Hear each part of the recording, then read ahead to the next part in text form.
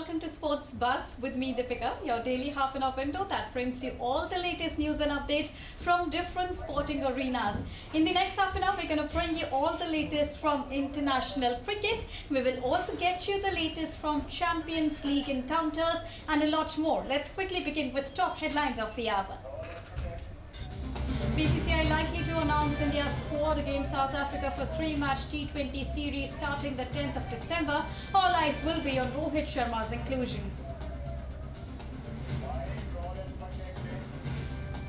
In Champions League, Manchester United draws against Galatasaray, followed by two bad mistakes by Onana. On the other hand, Real Madrid secures top spot, defeating Napoli. And Indian women's junior hockey team to lock horns with Germany in second match of the tournament on Friday. Earlier, India beat Canada by 12-0 in Chile. So those were the top headlines of the hour, and now let's begin with all the updates from the world of cricket. Well, the senior selection committee headed by Ajit Agarkar will announce the squad for the South Africa tour today. India's tour of South Africa will begin on the 10th of December with T20 International Series followed by 3 one-day internationals and 2 test matches. So all eyes will be on Rohit Sharma in today's squad announcement. Meanwhile, Kohli has reportedly asked the BCCI to give him a break from white ball cricket without a timeline. With Hardik Pandya still nursing his ankle injury, the selectors might ask Rohit Sharma to lead in the T20s at least. So India versus South Africa T20 internationals will be one of the 2 series of the men in blue that they will be playing ahead of the T20 Cricket World Cup. India will host Afghanistan then for a 3-match T20 series in January before 5-match tests against England. Now, all the Indian players are likely to head to the T20 Cricket World Cup just after the conclusion of IPL 2024. Given that BCCI has extended head coach Rahul Dravid's tenure to bring continuity, whether Rohit Sharma leads the team in the shortest format now remains to be seen. The selectors' meeting is expected to start at 4:30 p.m. according to the Indian Standard Time in New Delhi today. Well, New Zealand batter Kane Williamson became the first New Zealander to make hundreds in 4 successive tests. The former New Zealand captain hit 104 of 205 balls with 11 fours on day 2 of the first test against Bangladesh. Kane's 100 was the 29th of his career, helping him go level with Virat Kohli and Sir Donald Bradman. Kane Williamson had earlier made 132 against England in Wellington earlier in the year and also followed it up with 121 and 215 against Sri Lanka in back-to-back tests in Christchurch and Wellington. With his 100, Williamson completed 4 on the trot to equal the likes of Matthew Hayden, Sachin Tendulkar, Rahul Dravid and a few others. Staying on cricket, India A scripted a fine comeback to pip England A by 3 runs in the first Women's T20 game of their 3-match series at the iconic Wankhede Stadium on Wednesday. Chasing 135, England A initially reduced to 40 for 3 in the 8th over, looked on the target when their top run-getter Holly Armitage and wicket-keeper batter Seren Smail added 70 for the 4th wicket, but India A clawed their way back, taking 5 wickets for 21 runs in the end. Earlier, after electing to bat first, India made 134 for 7 with Dishak top scoring with 25 runs in hand. Now, the ongoing first test match between Bangladesh and New Zealand, which is underway at Sylhet, and on day 3, Bangladesh bowled out New Zealand for 317 in the morning session as the tourists ended their first innings with a slender 7-run lead. Kane Williamson struck a defiant century to rescue the Black Caps, who were looking to get all out quite early. For Bangladesh, Taijul Islam took 4 wickets. Bangladesh began their second innings on a good note and are currently in control with the score reading 200 for 3 now. Earlier, Bangladesh scored 310 in their first innings. Now let's get you an update on Ben Stokes.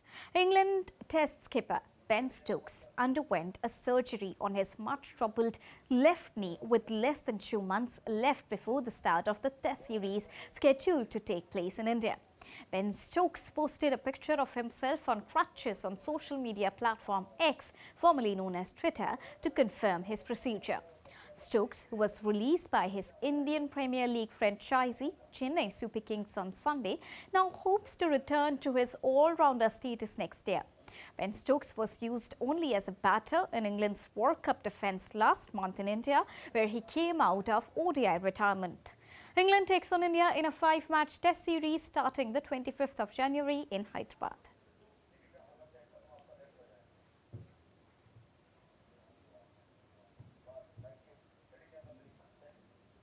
Now in Sports Buzz, let's move on to the hockey turfs. The Indian junior women's team began their World Cup campaign on a positive note as they thrashed Canada by 12-0 in their opening Pool C match in Santiago, Chile on Wednesday.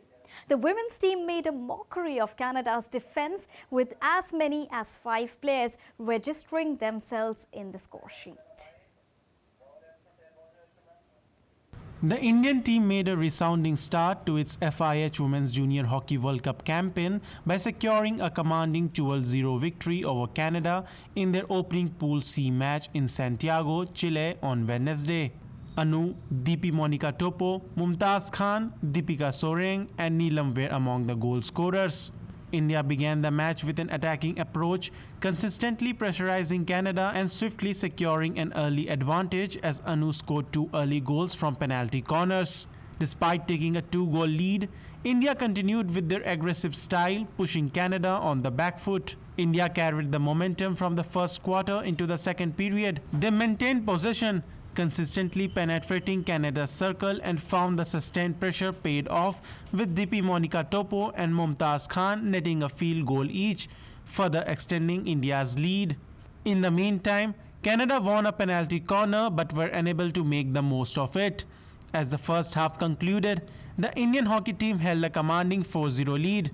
Despite having a healthy lead, the Indian team showed no signs of slowing down in the third quarter and continued to dominate the proceedings, with Deepika Soreng converting a penalty corner, following which Anu completed her hat-trick. Mumtaz Khan scored her second goal of the match. Neelam then smashed home from a penalty corner to make it 8-0 for India as the penultimate quarter drew to a close. The Indian team's pursuit for more goals persisted into the fourth quarter as Deepika Soreng and Mumtaz Khan scored 2 goals each to wrap up their respective hat-tricks and led India to a 12-0 win. A total of 16 teams are competing in the 10th edition of the FIH Hockey Women's Junior World Cup. India are placed in Pool C with Canada, Germany and Belgium. The Indian junior women's hockey team will face last edition's runner-up Germany in their second match of the FIH Women's Junior World Cup in the wee hours of Friday. It's time to take a short break in Sports Buzz. We'll be right back.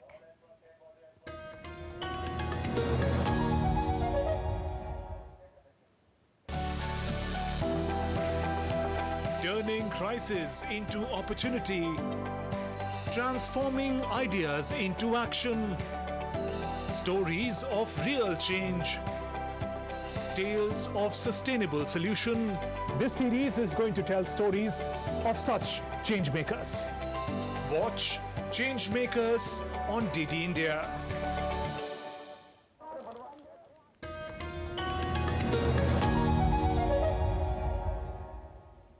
Welcome back after that short break. You are watching Sports Buzz with me, Deepika. Moving on the sidelines of the National Youth Leadership Summit in India, Dr. Mallika Nadda, the president of Special Olympics Bharat, said that the organization is leaving no stone unturned for the welfare of athletes with intellectual disabilities. In an exclusive interaction with DD India correspondent Narayan Singh, the president of Special Olympics Bharat extended gratitude to all the stakeholders working for the cause of athletes with intellectual disabilities. Today we are joined by the president of the Special Olympic Bharat, Dr. Mallika Nadda, who is working tirelessly for the cause of athletes with intellectual disability. A very warm welcome, ma'am. And the event like the National Youth Summit Leadership Program, how these events are helping the cause of the athletes with intellectual disabilities? Thank you very much. I'm very grateful to Doordarshan for time and again creating awareness for Special Olympics Bharat and for our special athletes who are not only our sports persons, not only athletes, but they are leaders in themselves. And to send this message of leadership, programs like Youth Summit, Youth Leadership Summit has been organized in Amity, where 20 states are being represented.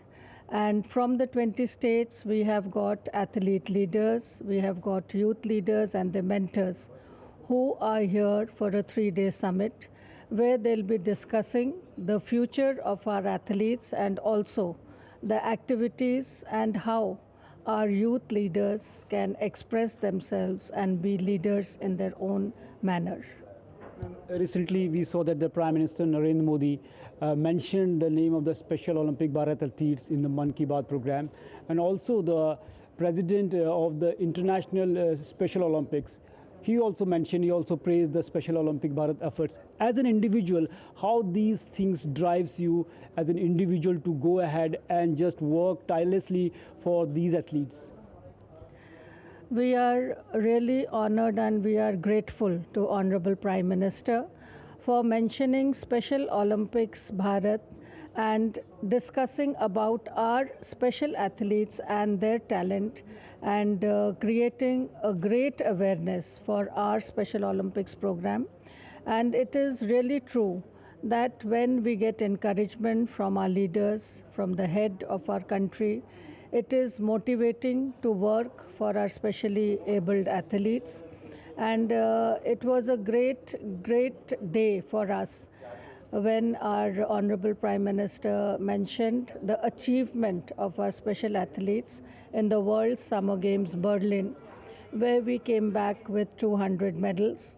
And this is the achievement which helps us to work in this field and which also motivates people like me and also the parents and also the sports persons to work for the specially abled athletes who have talent and they can achieve. So these two important things, their talent needs to be developed and they can achieve something in life is very important part of Special Olympics Bharat. Ma'am, when you talk about the athlete with special disability, a lot of effort is required for that. If you talk about when you go for a foreign tour for the events like the Special Olympics, then a lot of management work is required, like hold just their passport and all other things, their visas, you have to look after. So how difficult it for you to bring all the stakeholders under one umbrella, and what motivates you for this? It is a Herculean task to take specially abled and specially intellectually challenged for the World Games. And the big number we take and the quota we get for Special Olympics Bharat is huge. So in World Summer Games Berlin, we had 200 athletes participating and a delegation of 256. So like bringing all of them together for passport, for getting all the paperwork done, for collecting the documents, it is difficult. But of course, with the support of the government, with the support of the Ministry of External Affairs, with the support of the Sports Department, Ministry of Sports and Youth Affairs, who fund the travel and also the training part for our special athletes, we can achieve the aim and we can achieve the objective of Special Olympics. So I would also take this opportunity to thank Honorable Sports Minister Anurag Thakurji, Ministry of Sports and Youth Affairs for supporting Special Olympics Bharat program through the department as a sports federation. And also I would like to thank Ministry of Foreign Affairs for giving us all the facilities of visas and supporting us. So it is a coordinated effort which helps us to manage these specially challenged athletes and to take them for the World Games and other international activities. So here we listen to Dr. Mallika Nadda, who is saying that the way they are working to bring all the stakeholders under one umbrella and how they are working for a more inclusive society in India. In the coming times, we will see that their efforts will help us and help basically the athletes with intellectual disability to make a mark on the world map. With camera person Monty, Narayan Singh for DD India, Noida.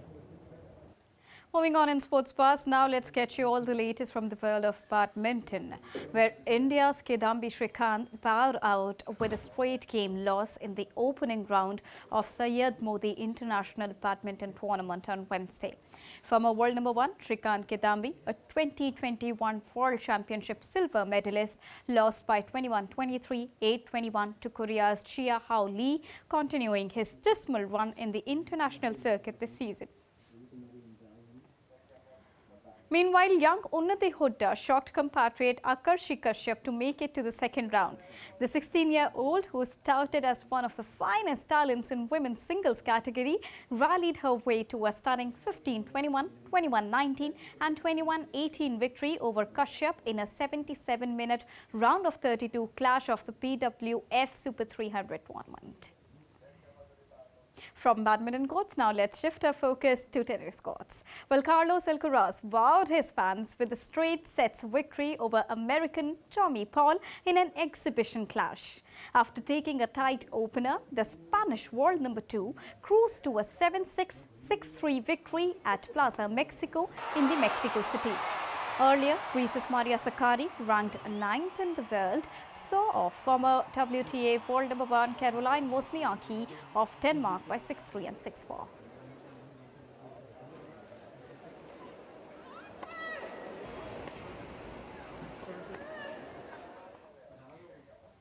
Moving on to the pitches of soccer, Manchester United goalkeeper Andre Onana made 2 bad errors as host Galatasaray twice fought back from 2 goals down to earn a thrilling 3-3 draw on Wednesday and leave the English side's hope of reaching the Champions League last 16 stage in serious doubt. The end-to-end match saw 17 shots for United and 16 for Galatasaray, many in the time minutes as both the sides pushed for a victory. Fernandes had a good chance to score the winner, but his 85th minute effort struck up the post. I take many positives of this game. In some stages we play like I wanted my team to play. It was enjoyable to watch them, and so proactive, dynamic and brave, and we scored great goals. And even after we had some setbacks, we kept going till the end, because in the end we should have won as well, with the big chances from Scott McTominay and Pellistri. So yeah, of course I'm disappointed, because we should have managed the game better. It would be more frustrating if we play poor, but the performance is very good, and it's enjoyable to watch how we dictating game, how we creating the chances. That is actually fantastic. But now we have, and it's more, you can sort better the management of the game out than you start playing football.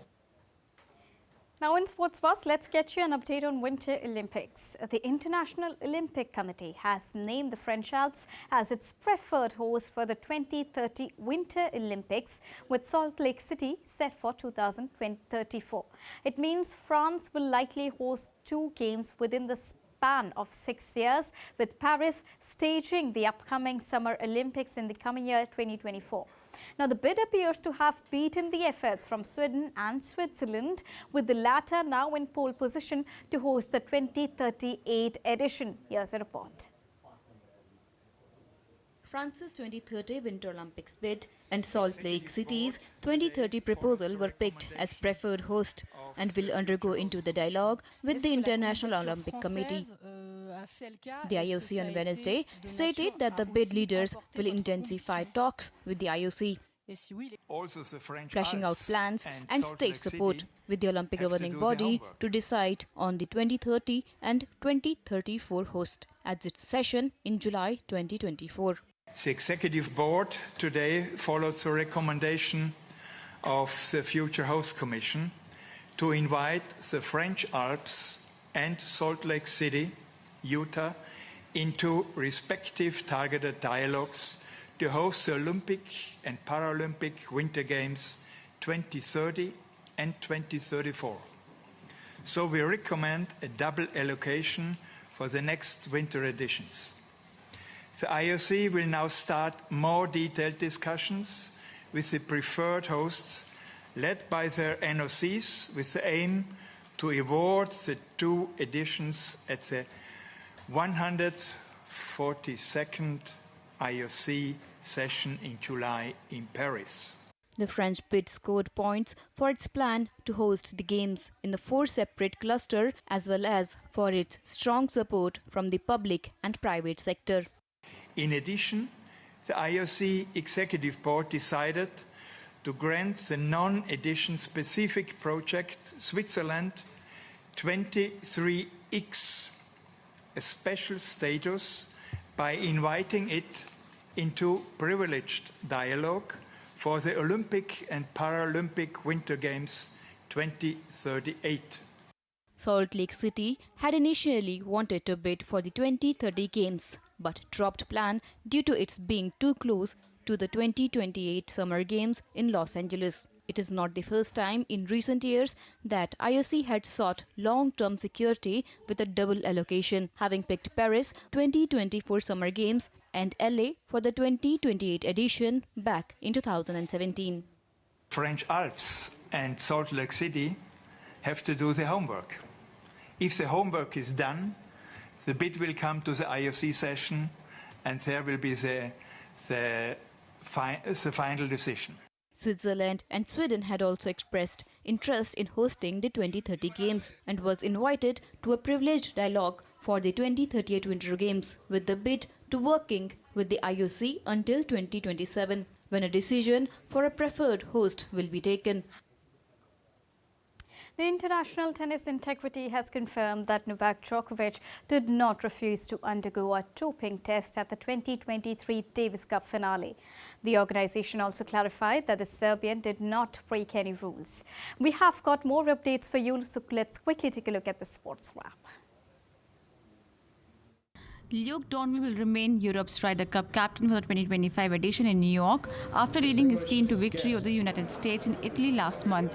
Luke will be Europe's first repeat captain since Bernard Glacier in 1991, 1993 and 1995. England captain Owen Farrell has made himself unavailable for the 2024 Six Nations in order to prioritize his and his family's mental well-being. The English club informed that Farrell has decided to take a break from international rugby. Farrell will continue playing for and captaining Saracens. England will start this Six Nations campaign on 3rd February in Italy and end it with a game in France on 16th of March. The International Tennis Integrity has confirmed that Novak Djokovic did not refuse to undergo a doping test at the 2023 Davis Cup finals. The organization clarified that the Serbian did not break any rules as players had the choice to be tested before or after the matches in team competitions at the Davis Cup. Doubt arose around whether the world number 1 had undertaken doping control after claiming he had yet to complete a blood test when speaking to reporters after the quarterfinals against Great Britain's Cameron Norrie. Kaikar and Eol paddled through the rapids and ice tunnels of the glacial river on the ice cap before descending the ice waterfall in Norway. And Eol had descended a 20-meter ice waterfall in the Arctic Circle, the biggest ever record descent of a glacial waterfall.